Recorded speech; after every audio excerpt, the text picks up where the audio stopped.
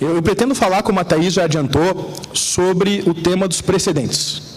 Especificamente, eu gostaria de responder a uma pergunta.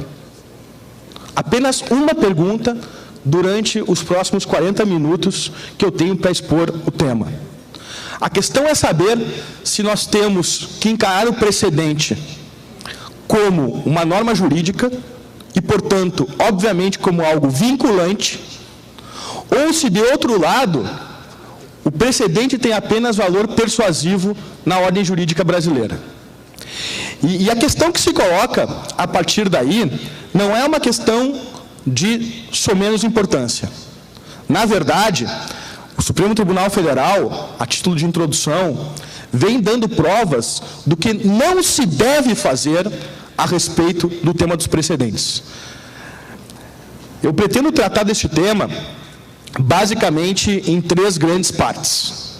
Em primeiro lugar, situar o tema do precedente desde o ponto de vista da teoria do direito. Precedente não é um tema de processo civil. Nada obstante, nós possamos trabalhar com o precedente, com as técnicas do precedente, em termos de distinções, em termos de superação, do ponto de vista da justificação das decisões e da argumentação que a gente desenvolve nas nossas postulações, rigorosamente o tema do precedente é um tema da teoria do direito. E, portanto, a primeira coisa que nós temos que fazer é situar este tema no local apropriado. É a primeira tarefa que eu me proponho a fazer. A segunda parte da minha exposição diz respeito à maneira como nós devemos encarar o que significa interpretar o direito. Porque, ao fim e ao cabo, o que nós fazemos como advogados é propor interpretações possíveis a textos. O que os juízes fazem é decidir a respeito do significado de textos. A minha pergunta, portanto, é: como chegamos a essa compreensão do tema? O ensaio da minha resposta é: o Código de Processo Civil evidencia hoje, nos artigos 489, 926 e 927, uma resposta de atualização. Uma atualização do discurso do processo civil diante da evolução da teoria da interpretação ao longo do século XX. E a segunda parte da minha exposição, portanto, será uma demonstração de como o tema evoluiu ao longo do século XX.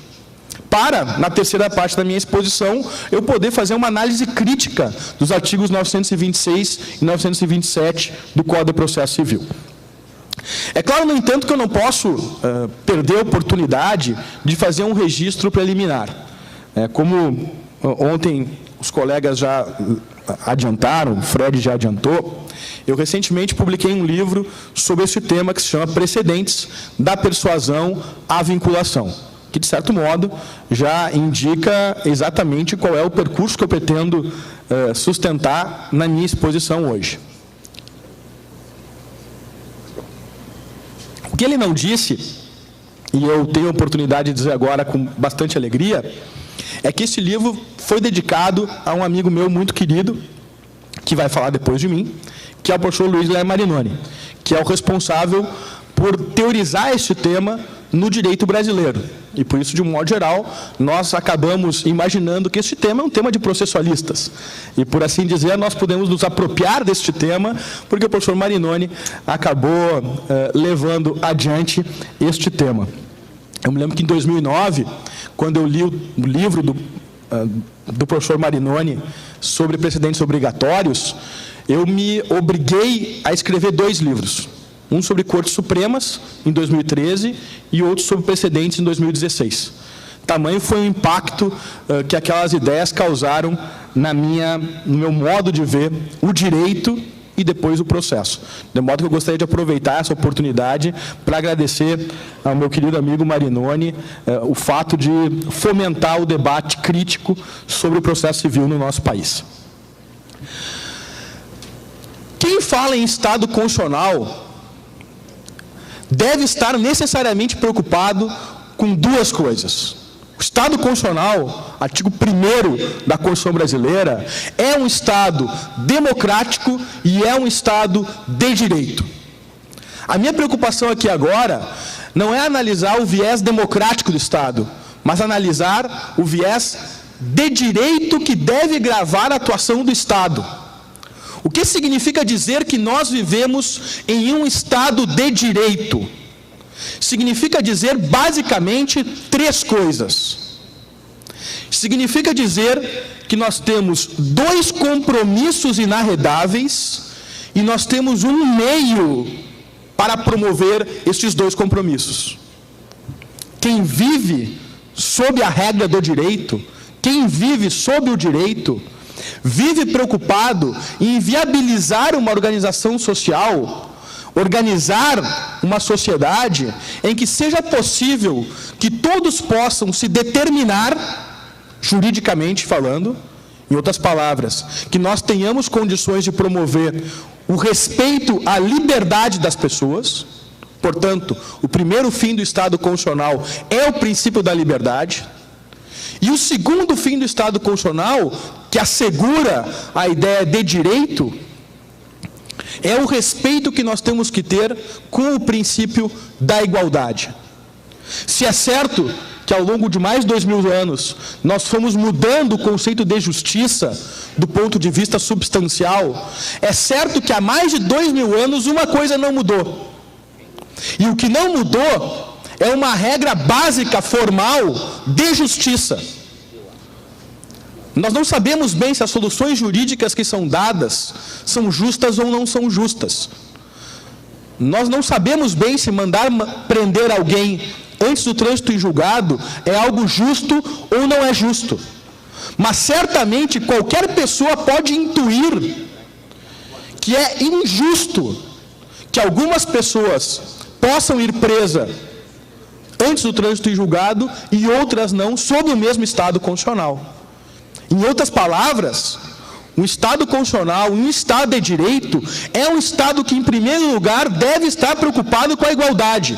O que significa, lá na ponta, como eu pretendo explicitar, que todos devem ser tratados iguais perante as decisões judiciais. Treat like cases alike. Casos semelhantes e casos idênticos devem ser tratados da mesma maneira, sob pena da mais elementar noção de justiça ser solapada do nosso dia a dia, que é onde o direito se realiza. De modo que o Estado de Direito é um Estado, sobretudo, preocupado com a liberdade e com a igualdade.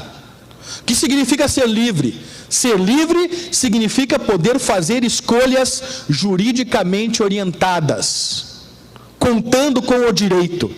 O que significa ser igual? Significa ser tratado de maneira idêntica pela ordem jurídica, diante de casos concretos. Mas de que maneira eu posso promover o princípio da liberdade e de que maneira eu posso promover o princípio da igualdade? Eu só posso promover liberdade e igualdade quando eu tenho um compromisso solene com a segurança jurídica. Um Estado em que não há segurança jurídica, em que eu não posso confiar na atuação do Estado e na atuação das demais pessoas, é um Estado que não presta para rigorosamente nada, porque não permite que nós possamos planejar as nossas vidas. E sem planejamento, obviamente, não há desenvolvimento social, porque tudo vira aposta. O que significa, portanto, dizer que nós precisamos da segurança jurídica para promover a liberdade e a igualdade? Significa dizer que nós temos que ter um compromisso em estruturar uma ordem jurídica que tenha, no mínimo, 4 componentes essenciais, que são os 4 componentes essenciais da segurança jurídica. Em primeiro lugar, cognoscibilidade do direito. Em segundo lugar, estabilidade do direito. Em terceiro lugar, confiabilidade do direito. E, é claro, em quarto lugar, efetividade do direito. Uma ordem jurídica segura, em primeiro lugar, é uma ordem jurídica cognoscível. Uma ordem que se deixa conhecer.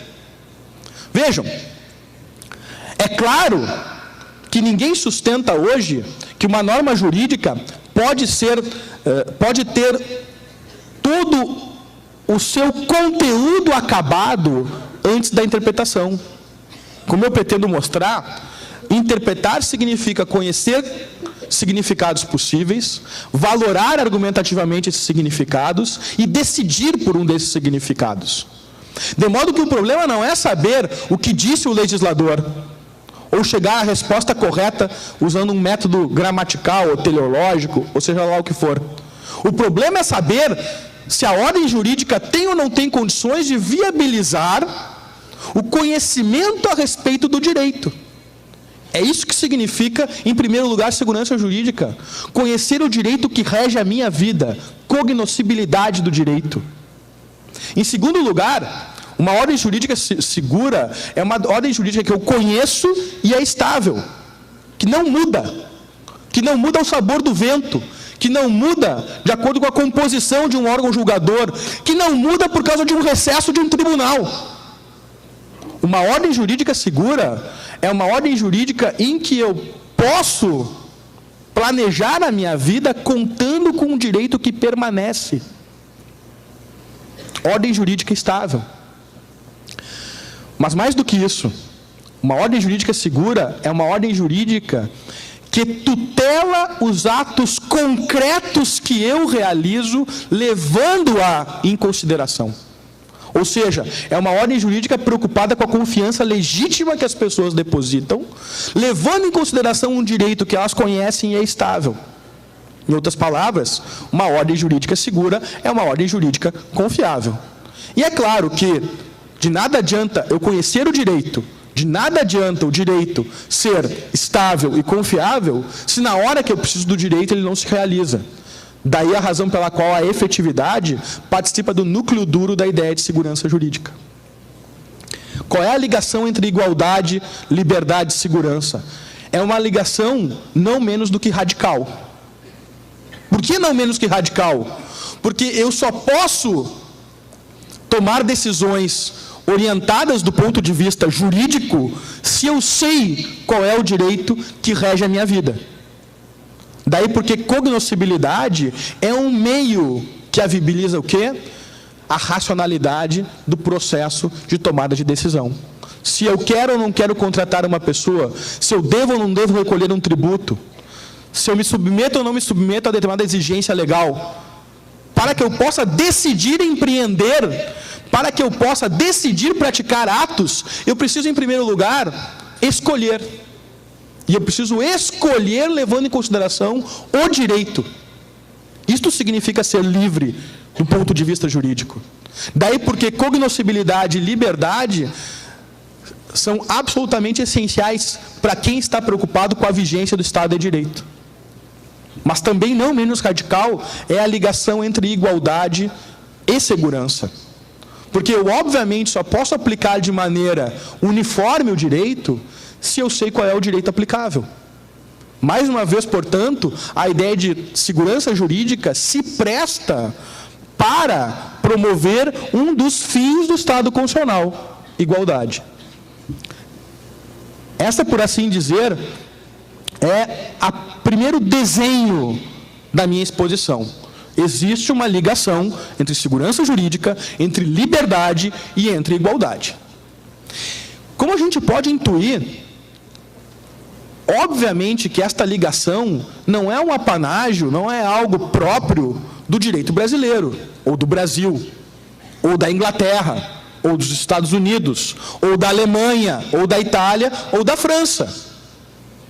Toda e qualquer ordem jurídica do mundo ocidental está preocupada em fazer com que nós tenhamos instrumentos para promover a liberdade e a igualdade e prover uma ordem jurídica segura. É por isso que o professor Marinoni, quando escreveu Precedentes Obrigatórios, procurou fazer uma aproximação entre civil law e common law, não no sentido de que depois foi interpretado por algumas pessoas que não quiseram interpretar de forma adequada o livro, no sentido de que haveria uma comunalização do direito brasileiro.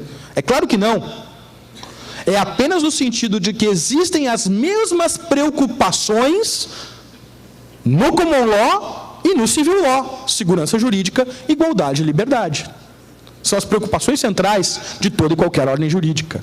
O problema, portanto, está em saber quais são os instrumentos que nós temos à nossa disposição para promover segurança, liberdade e igualdade. E aqui sim, nós podemos entrar na segunda parte da minha exposição.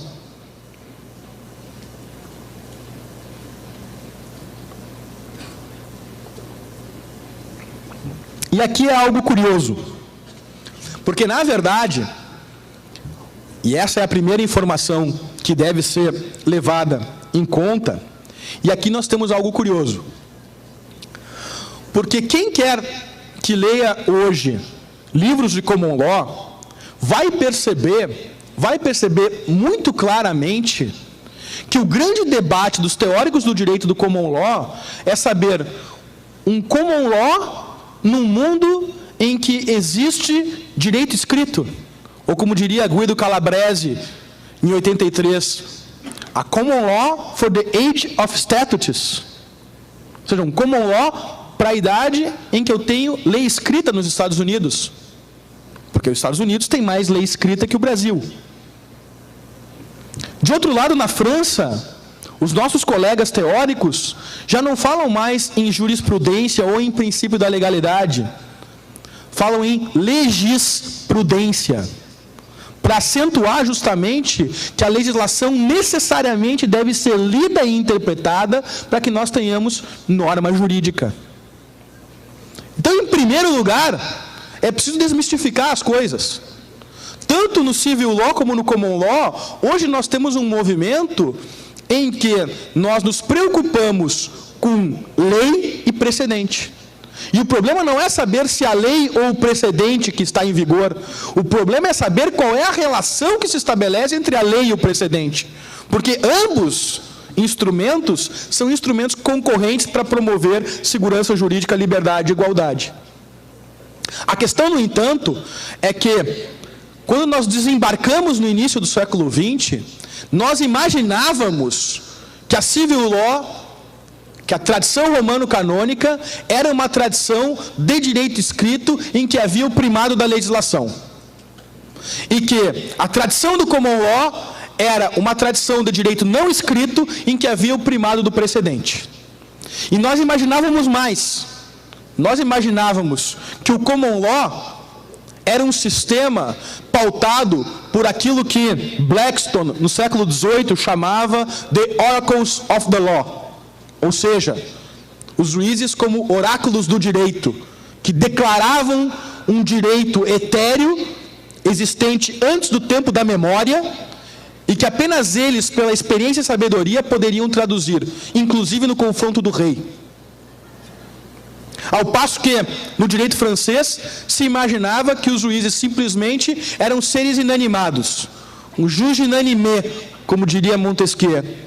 Um juge bouche de la loi, como também dizia Montesquieu, em que apenas servia para declarar uma lei escrita, que por ser escrita era dada a conhecer.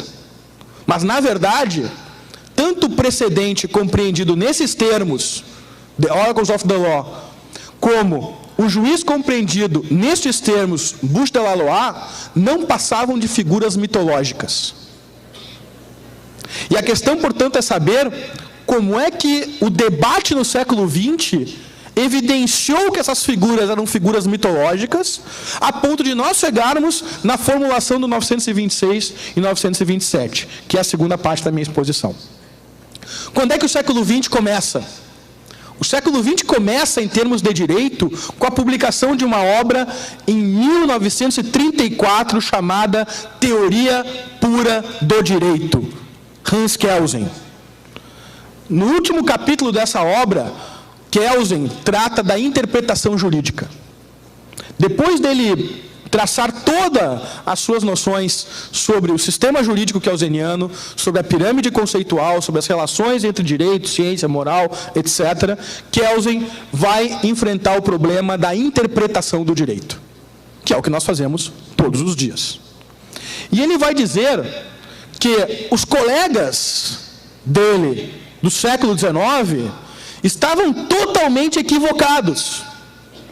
Totalmente equivocados porque imaginavam que interpretar o direito era simplesmente declarar uma norma pré-existente com um significado unívoco. Na verdade, dizia Kelsen, o máximo que o legislador oferece para o juiz e oferece para quem tem que aplicar o direito, e essa é uma expressão chave no pensamento kelseniano, é uma moldura. É uma moldura que admite diferentes concretizações no caso concreto. Por quê? Porque a linguagem ela é indeterminada.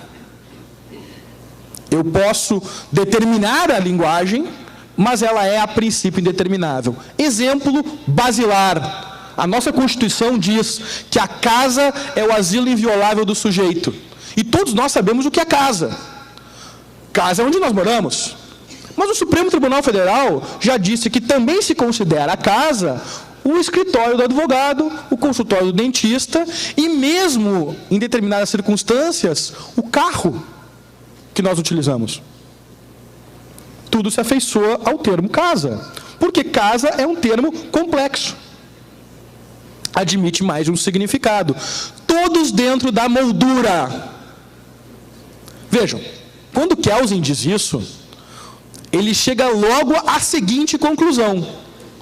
Então, o maior problema que eu prevejo para o século XX, sem dúvida alguma, é o problema da previsibilidade das decisões judiciais. E não é por acaso que Kelsen termina a última palavra de teoria pura do direito, é Sicherheit, que em alemão significa segurança. É a última palavra, é o ponto final. Porque ele diz que haverá uma crise de segurança nos sistemas jurídicos a partir da compreensão da ideia de que a linguagem é equívoca e, portanto, admite diferentes significações. Primeiro passo, esclareço. Hans Kelsen, como todos nós sabemos, é um jurista de civil law. Ele nasceu em Praga, ele fez a sua carreira em Viena. Quando ele escreveu pela primeira vez Teoria Pura, em 1934, ele estava em Viena. Ele não tinha nenhum plano diabólico de comunizar a tradição romano-canônica. É preciso que se diga, claramente. O argumento dele era um argumento de teoria do direito e de linguagem jurídica. Muito bem. Mas vamos dar um passo adiante. Em 61...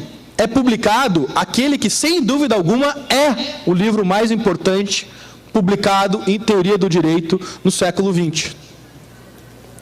O Conceito de Direito, Herbert Hart, 1961. Este sim, um professor inglês, professor em Oxford, que, no capítulo 7º deste livro, se propõe a dialogar com uma tradição do direito inglês. Uma tradição que remonta a Thomas Hobbes, no século XVII, que encontra no início do século XIX Jeremy Bentham e na metade do século XIX John Austin. É a chamada jurisprudência analítica da tradição inglesa. Hart procura dialogar com Hobbes, Bentham e Austin com a seguinte proposta. Bentham, como nós sabemos, foi um grande crítico do common law, porque ele dizia que o common law era um direito feito para cachorros. E depois eu pretendo voltar a esse ponto. Basicamente, a partir dessa proposta, o Bentham dizia que para a Inglaterra ter um direito seguro, ela deveria ter um direito codificado, assim como o direito do continente. Basicamente, essa era a proposta do Bentham.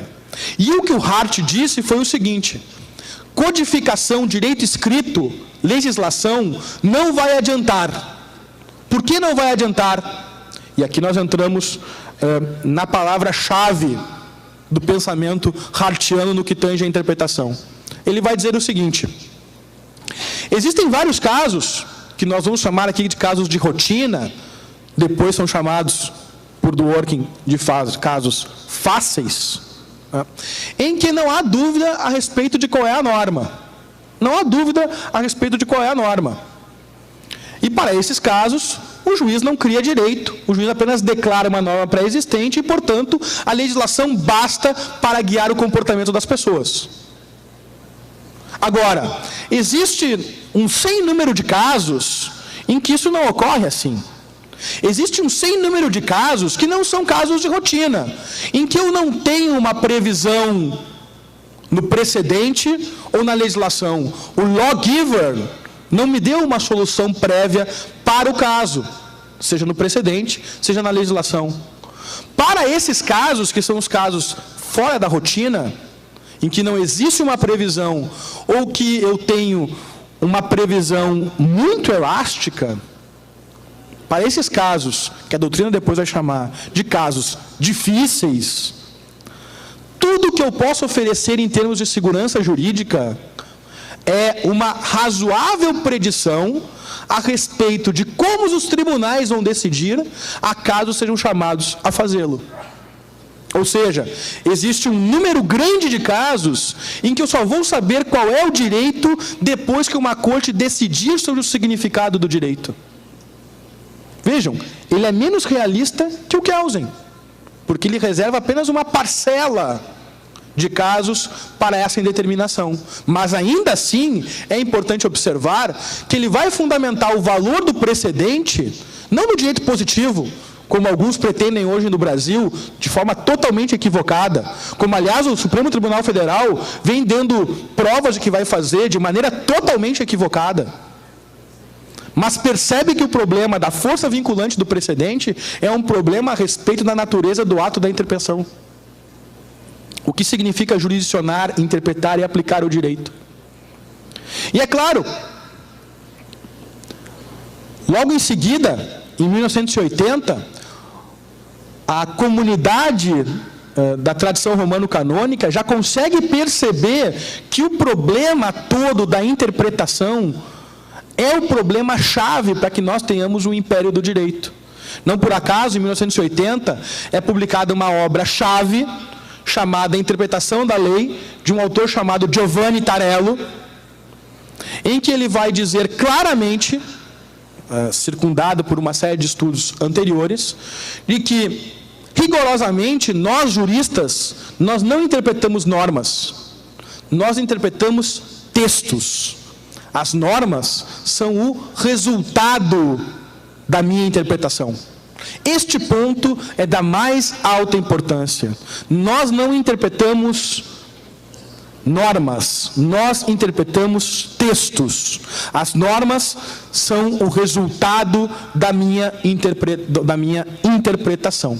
Ou seja, texto e norma não se confundem. No século XIX, eu imaginava que o texto e a norma se confundiam. E por isso eu interpretava normas, que tinham um significado que foi lá posto pelo legislador. Hoje, eu interpreto textos, porque o texto não é igual à norma. Mas por que o texto não é igual à norma? O texto não é igual à norma porque o texto é equívoco, e as normas são vagas. Os textos são equívocos porque são complexos, admitem mais de um significado concorrente, porque são ambíguos, admitem um significado ou outro significado. Por exemplo, a palavra faturamento. Os textos são equívocos porque eles padecem de problemas de implicabilidade. Dignidade da pessoa humana implica direito à felicidade? Os textos são equívocos porque têm problemas de abarcabilidade. O rol do artigo 1015 do agravo de instrumento é taxativo. Muito bem, mas isso significa que ele é infenso à interpretação analógica? É claro que não. Porque não é um problema de taxatividade, é um problema de natureza da linguagem. E as normas são vagas porque elas não têm um crachazinho dizendo aonde elas se aplicam. As normas são vagas porque eu não tenho a extensão pré-determinada do suporte fático. Pluralidade das fontes. Isso faz com que texto e norma não se confundam. A norma, portanto, é o resultado da interpretação. Não por acaso, e aqui eu termino a segunda parte da minha exposição, não por acaso, em 91 e em 97, são publicados 2 livros que foram capitaneados por Neil McCormick, um professor de Edimburgo, e por Bob Summers, um professor americano, em que basicamente se chega à seguinte conclusão: interpretando leis e interpretando precedentes. Interpreting statutes, interpreting precedents. Porque o que interessa não é o statute ou o precedente. O que interessa é o ato de interpretar. Porque o ato de interpretar é que vai otorgar sentido ao direito. Portanto, quem estiver preocupado em saber qual é o significado do direito, obviamente não pode apenas olhar para o texto. Tem que olhar para onde? Tem que olhar para a interpretação que é dada a ele às Cortes Supremas. Bom, aqui eu poderia iniciar a minha exposição falando sobre por que as Cortes Supremas é que devem dar a última palavra sobre o significado do direito. E por que o incidente de resolução de demandas repetitivas e por que o incidente de assunção de competência possuem função de uniformidade e não de unidade. Por que o incidente deve ser lido como uma ação coletiva embutida numa ação individual e não como um meio de fazer precedentes? Mas aí eu estaria adentrando na palestra do meu querido amigo e mestre Luiz Léo Marinoni, de modo que eu não vou fazer isso. Eu vou concluir a minha exposição, terceira parte da minha conclusão, nos 7 minutos que me restam, Thaís, fazendo agora a seguinte pergunta. O artigo 926 diz: os tribunais têm o dever de prover segurança jurídica. Por que os tribunais têm o dever de prover segurança jurídica? Por uma razão óbvia. Porque interpretar não é apenas declarar. Porque não basta o legislador prover segurança jurídica com textos. A segurança jurídica só é obtenível com a decisão sobre o significado dos textos. É por isso que o artigo 926 diz que os tribunais têm o dever de prover segurança jurídica. Na verdade, quando ele diz isso, ele está apenas concretizando infraconstitucionalmente o princípio da segurança jurídica. Nada mais do que isso. E se ele densifica de forma equivocada, isso é um problema do legislador e não da ordem jurídica brasileira. Em outras palavras, o que eu quero dizer é que o artigo 926 diz que os tribunais têm o dever de prover segurança jurídica e têm o dever de prover uma ordem jurídica coerente e universalizável. Em outras palavras, tem o dever de prover unidade ao direito, não como uma liberalidade do legislador. Não foi o legislador que instituiu esse dever. Na verdade, esse dever decorre da natureza argumentativa do direito, que é sujeito à decisão. É por isso, e aqui eu termino a minha exposição, que é um equívoco ler o artigo 927 como se ele tivesse ou esgotasse as decisões das quais eu posso extrair precedentes. É claro que é um equívoco fazer isso. É um equívoco, aliás, gritante. O precedente, ele não tem a ver com uma noção meramente formal de demandas repetitivas. É claro que não.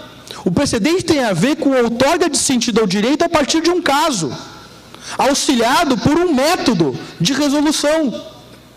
É isso que tem a ver o precedente. Por isso que é um absurdo a gente olhar para o 927 e ver que ali não tenha rolado, por exemplo, decisão em embargos de divergência no STJ. Por que a decisão dos embargos de divergência no STJ não faz precedente? Bom, é evidente que faz, desde que concorram as demais condições para tanto. Por que uma decisão de uma turma reiterada no STJ ou no Supremo não faz precedente? É claro que faz, desde que eu tenha fundamentos determinantes, devidamente analisados, questão por questão, pela maioria do colegiado. Eu disse tudo isso apenas para que a gente possa ter noção do trabalho que todos nós teremos daqui para frente. Na verdade, existem autores que estão procurando caracterizar o precedente como simplesmente um conselho, com valor meramente persuasivo. É preciso que se deixe claro que uma vez se tentou fazer isso na Inglaterra. Na verdade, na Inglaterra, o precedente chegou a ter 3 funções diferentes. Do século XI ao século XVI, função meramente ilustrativa. Do século XVI ao final do século XIX, função persuasiva.